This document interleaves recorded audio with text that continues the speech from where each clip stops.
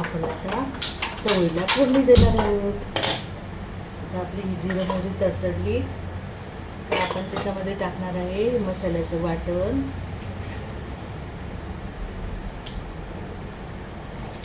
हा मसाला आपण आधीच तयार करून ठेवलेला आहे.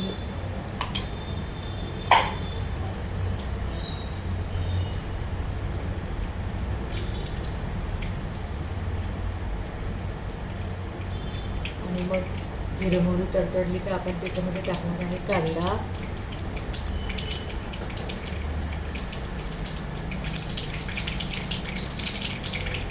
हा आपला झालेला आहे कुकर. याच्यामध्ये आपण लावलेले होते भात आणि चवळी. आता आपण याला फोडणी देत आहे.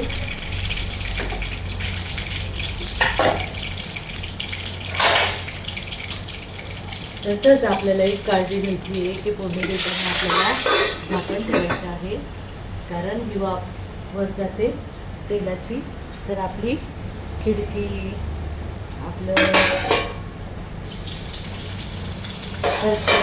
चिकट होते.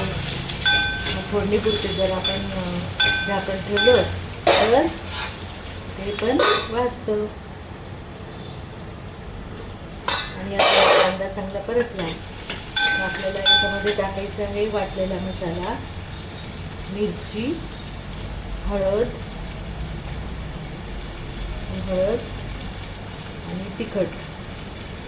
हे आपण चांगलं आता परतून घेणार आहे कांदा.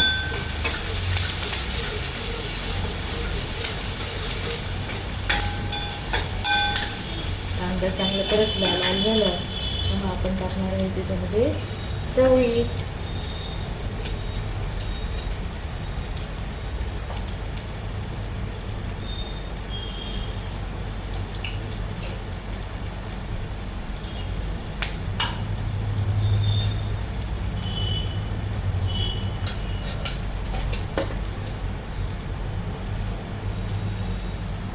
आणि चवळी आता वेदस्तीला काढून ठेवलेली आहे. तिखट खात नाही म्हणून आपण तिला तितकी चवळी काढलेली आहे. आता चांगला कांदा आपल्याला गुलाबी रंगावर परतून घ्यायचा आहे.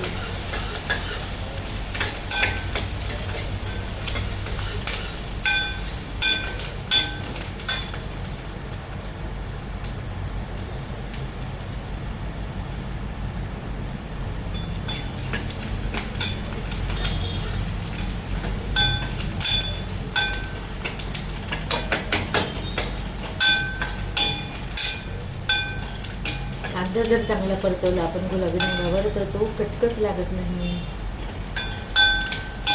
छान शिजतो. या कडधान्यामधून आपल्याला प्रोटीन मिळतं.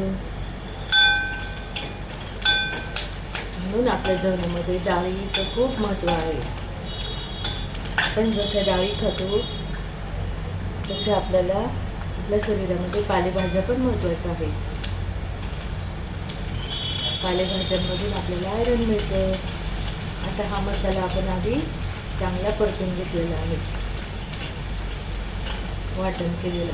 आणि त्याच्यानंतर आता तिखट टाकणार आहोत. गॅस कमी करून घेऊ.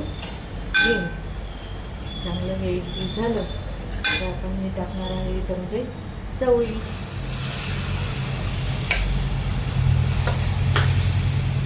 एकदम मऊ शिजलेली आपली चवळी. आणि याच्यामध्ये आपल्याला टाकायचं आहे मीठ.